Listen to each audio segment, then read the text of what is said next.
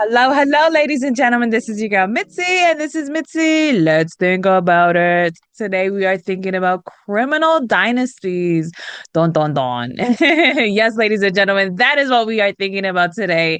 I have my special guest here, Breakfield and Burkey, who's going to help us think about this in a whole new way. So thank you so much for coming onto my show and sharing your time and your perspective with me. Oh, I'm excited for this conversation. So let's just dive right in. When you hear the words criminal dynasty, what does that make you think about? In our case, it makes us think of the Enigma Heirs, our trilogy that went exactly through that theme from start to finish. And it Mm. really peeled back the onion of how evil can be trained to your children from the very beginning. We've got some really despicable criminals for you to really toss spoiled fruit at, and we're kind of proud of them because they've reached a new low in criminal dynasties. They're they're interesting, they're multidimensional, and people like to hate them. Oh, but I love it though. You know what I mean? To have a good book, you need to have a very good bad guy. You know what I mean? And I think playing with the idea of the criminal dynasties in your novels because I know the Enigma. Oh my goodness, you guys have so many Enigma in that series, so many books in that series, and I was just looking through all of them. I was just like, oh wow, that's interesting. That's interesting. That's interesting. Oh my goodness, that's interesting. You know what I mean? Because you can really make it so surreal, and the fact that it's coming from a place of like how can teach a child at a very young age to be evil. I mean, like, goodness gracious, if you really want to get that deep, I mean, there have been so many people that have twisted a child's mind to a point where, yes, in adulthood, it is just who they are. You know what I mean? So it's really Right. interesting. So it's like for you, what really inspired you to go in this direction? So I think that, in the original 12 book series, we were focused on technology threats. But in the trilogy, we focused on individuals and why they do what they do and Hmm. where it comes from. And so it was an interesting study in, I guess it's behavior evolution. Would you agree with that? Yeah, we uh, we accepted a challenge early on a couple of years ago, and it started with can you do this? Do something that's kind of fun, interesting, maybe it's a little stray from what you're currently doing, and give us something a little different. And so we couldn't turn down the challenge, and we started off. We kind of penciled this out. Well, figuratively speaking, because we do everything on a spreadsheet in a computer. So we put together a really interesting scenario of three half brothers that were brought up. You know, they're the opposite of what you would see in modern day. Uh, Here's what I want. I want to bring the kids up. I want to give them all the right training. And those are the good guys. And then we got the bad guys that they think exactly the same way, except they're on the wrong course. And in Yeah. this case specifically, it was the same father, but all of them have different mothers. Yeah. And Yeah. so dad took control and said, "This is how these sons of mine will be raised." Oh, dun dun dun. Yeah. I mean, so what does the word enigma, what does that make you think about? Because you named that for your whole entire series. So it's just like, what does that word make you think about? So it's about it. It's also a synonym for puzzle, unsolvable riddle, and that's what these mysteries thrillers are. Well, riddles, puzzles that have to be unraveled by the good guys because the bad guys are already at first base and moving to second base. I mean, the bad guys are always ahead of the good guys, and so the good guys have to catch up. And it's what are we looking at? How did this get so far out of whack? If you Yeah. know what a whack is, I mean, you know exactly what we're talking about. But it's important to be able to look at um, through their eyes. They Mm. don't see them as being evil. That's like, this is business. Yeah, let's be honest, it's true. I mean, when you are just living to survive or doing something that may seem unorthodox to somebody, but you know it's because you're surviving, or you know this is your way of making money, or you know this is your way to get even, or whatever. You know what I mean? That's just how you're gonna operate. And in their case, this is all they know. Yeah, So they were trained and taught very early that this was acceptable behavior. So exactly. if you think it's acceptable behavior and no one's ever caught you and said it's not acceptable behavior, Hmm. then you're not going to change, or you get worse. Exactly. Hmm. So our good guys step in and say, okay, excuse me, monkey boy, we're going to fix your impression of the universe because it's wrong. And Yeah. so they step in, and they're the teacher that they never had, because they're going to learn some harsh lessons. Yeah, but you can implement that in real life. You know what I mean? Like somebody Okay. can read those books and be like, huh, how can I really change? Or who was that teacher that was trying to guide me in my life, but I kept on ignoring or brushing it off? You know what I mean? Because I love these type of books because it's not just the characters, it's not just the words, it's not just the names. It's literally the meaning behind it, the deeper essence of the lesson in every chapter. You know what I mean? Because I feel like no matter what book you read, every chapter has some type of lesson, some type of like energy that's supposed to feed you so you realize, so you can imagine it, and so you can realize like, huh, how can that how I've noticed people like that, or oh, now I know like similarities between so and so and in my life, you know, and it makes it so under like you can actually see it and visualize. It's like a movie, you know what I mean? Like when people write the way that you do and you read those type of novels and you can like imagine everything that's coming out, it's literally like a movie. So the fact that you did 12, that's like a series nowadays, you know what I mean? Like people have binged that in days and hours. So it's like to read one of your books, that must have been like, oh, so my question is, what really got you into writing? You have so countless amount of books, like over 30 books in total, like really. So it's like, what made you get into writing? Roxanne's fault. A man kicking and screaming.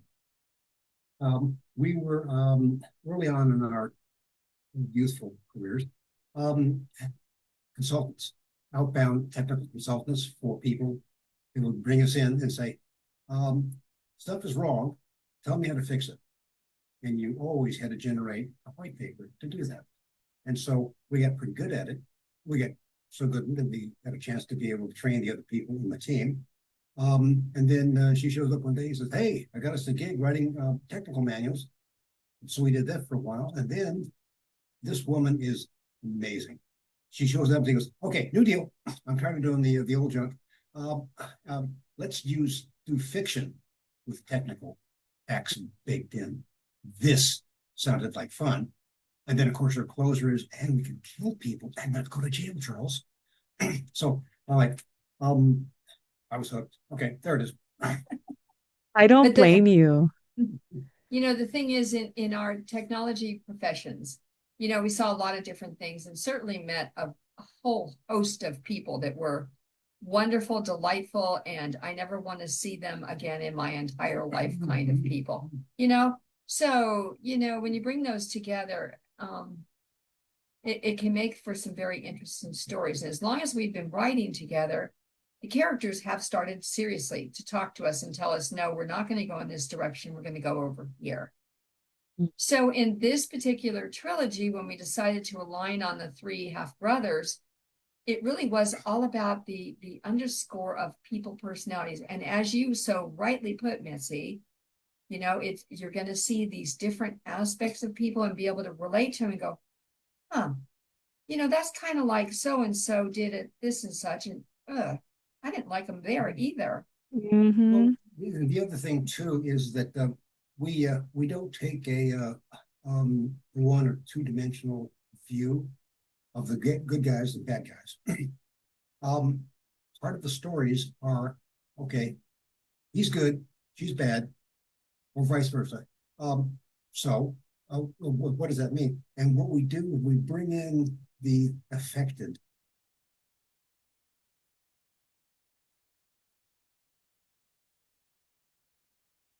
Oh, they have a drug addiction. Now they've been sold to slavery. Now they've got these other problems in this. Like, oh, you mean this character, this bad guy, was helping to precipitate all of these miserable events for people, and that's why that leads to that three-legged stool where the good guys say, "This is why we're here.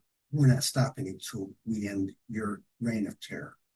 Yeah. And that's motivational, you know what I mean? To know that a good guy is pursuing forward despite it all. You know what I'm saying? And that's what people need. They need to know that sometimes the good actually do win. It's not always they lose sometimes, because yeah, reality, good and bad, they're always fighting, and sometimes we lose, sometimes we win. But at the same time, it's like to have that there, that's motivating for somebody who's always been down and out and just ready to throw in the towel. Like, no, just keep going. You know what I mean? Just keep pursuing, just keep motivating. And I also loved how you said that when you started writing about fiction and how you knew you were able to kill people, torture people, manipulate people, do it. It's like you're like a little puppeteer, you know what I mean? Without it being illegal and like kidnapping and actually killing, you know what I mean? Like you don't have to worry about the legalities because it's in a book, and when it's in a book, it's in a book, it's there. That's the safe spot because you're an artist, you allow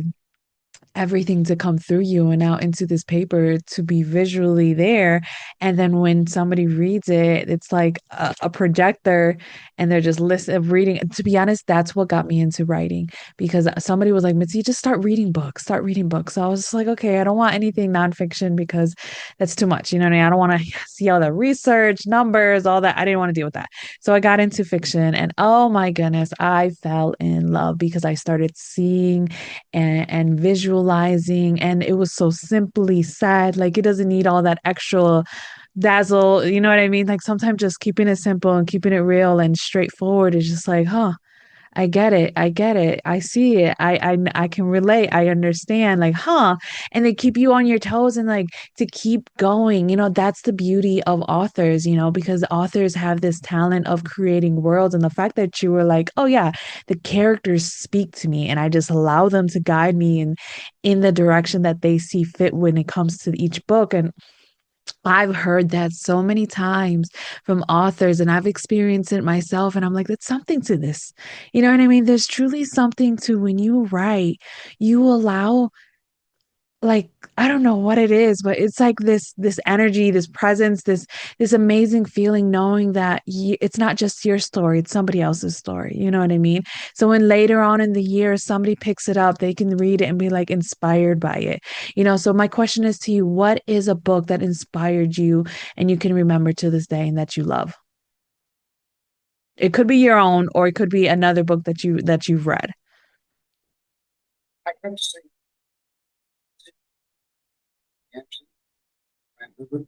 the Dune series.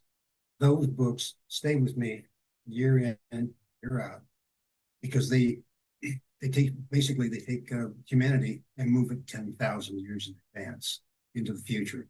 And here's where, okay, these are still human. I didn't pick that up originally. It was like, no kidding. The Dune series. Yeah, okay. I know I like the Dunes movies. Those were really good. So I haven't read the books yet, so I could imagine. And this is where one of the things I will point out, we do write fiction, that's true, but the technical facts we bake in have to be accurate. Um, we've been called a couple of times, excuse me, this is wrong, and we haven't done our research. It's like, okay, this is accurate, and I can go, and I will go into a combat scenario with somebody saying, no, you missed this particular detail, and they go, oh, okay, all right, and they'll stand down. Mm. But for a couple of the literary licenses, we should have researched it a little bit deeper. So it's not making stuff up. That's one thing. Making stuff up that's believable. Story characters, character smithing. Does the story hang together? Is it technically possible? We have to take all that into account. And you do too, and you're writing this. Yeah, right. Your characters have to be relatable, believable, and either you have readers that become friends with them, or they want to take a sledgehammer to them. One or the other. Yeah, what about that gal that did that? The one that she didn't like Zara. I love that story that you tell. Yeah, we have one character. She was so bad. She was just bad. And she was bad because she had made choices or she had things forced upon her as a young person. Then she started making choices and she made bad choices because there were no good choices to make. And then Mm, finally something, I don't know, came over her and she decided to change her path. And I think that's the other thing.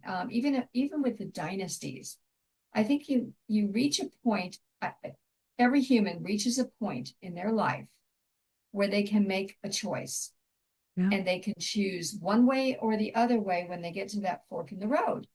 And so Hmm. in this case, she finally made a choice to do something different. And she's a work in progress. Yeah, absolutely. Aren't I we love all? that. Right, exactly. Aren't we all? We all are a work in progress, and it's beautiful that you put it in your characters. And it's true what you said. You have to have some type of reality. You know what I mean? You have to have some type of reality in the fantasy because it's not just in floating in the air. You know what I mean? People are not going to gravitate to anything just there. Like, okay, yeah, your imagination's there, but if it's not really that technical aspect is entwined with it, it really gets lost with the wind, and people don't really have that value, understanding, that connection that those books that has those technicalities in there and in place that makes it like, okay, that's real, that's realistic, you know? So yeah, that's a valid point to put up. So anybody who's listening and thinking about, writing and just diving in and feel a little lost, I feel like you really did bring some value in and a good direction as well. So I guess to start wrapping up the show, because I know time is catching up to us, what can be some good lasting words to keep us off thinking? Oh, I'll jump in here on that one. I had a very popular author teach me a lesson one time, and his statement was the difference between fiction and nonfiction is that fiction has to make sense. And so we always take that to heart when we're writing our stories because it's a good counsel for anybody who's trying to write. Is it believable? Does it make sense? That's a good guidepost. Yeah, I'd have Yeah. to agree with that. I think too, if there are folks that listen to the show that really want to be authors, as an example, it's something that I don't know exactly how you started your writing, Mitzi, but it's a matter of you just start Yeah. and get your ideas, capture them. I have friends that have notebooks by their bed tables, and they wake Yeah. up in the morning and everything they dreamed about they write down, and that way they make sure that. And it may take a while to even come back to it, but Hmm. it's try. Don't give up. And try every day. That's the other thing. Well, that's true. I mean, Yeah. practice is what, if it's a muscle, whether it's mental or it's physical, don't forget to practice. I'd like to Yeah. think that we're better than we were last year or when we first started. And it's only because we keep after it. And, that extra polish, I didn't see that. How did I miss this detail? Okay, those are the kind of things that you learn doing. Oh, absolutely. That's very valid advice because one thing I had this instinct of just I know I have something into me to write. I know I have a story, I know I can share, and I even had strangers randomly come up to me and say, "You should start writing," and then walk away like clueless of what they just said. I was just like, that's Yeah. random and weird. You know what I mean? It happened to me on more than two, three occasions. I was just like, okay, let me take this as a sign that I should start writing. So I didn't know where to start. I had no iPad, I had no laptop, I had nothing. I just had a notebook and a piece of paper. And I was just like, you know what? I'll start from here and eventually it'll get me somewhere. And when that one day comes, then I will do something with this. So it's just like I did it for so long. Like I still have the notebook, you know what I mean? And I transferred it over and everything. But it's just like it makes me proud to have it so that when I actually finish and actually publish it, at least I know that I have the beginning and to the end. You know what I mean? That's something that's going to bring me joy and know that I was able to do it. So it's like, yeah, those are very valid points, and I love that you shared those because really do think that people need to really think about this because I know I have a lot of authors and a lot of writers and a lot of people who are just dabbling in the what ifs of the water. You know what I mean? But you can only dabble for so long.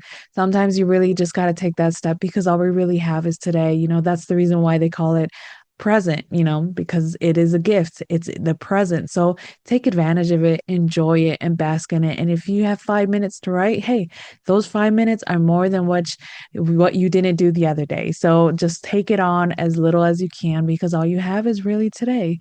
So I think those are beautiful words. And ladies and gentlemen, if you guys enjoyed this conversation, because how could you not, please, go check out Breakfield and Burkey. I have their websites on the in the description. If you're listening to audio, if you're on YouTube, or if you're on my website, click on their photo and it goes directly to their website where you'll find all of their great content, all of their great books, so that you can continue on thinking. Because isn't that the point, ladies and gentlemen? Yes, it is. So please continue on thinking and bye.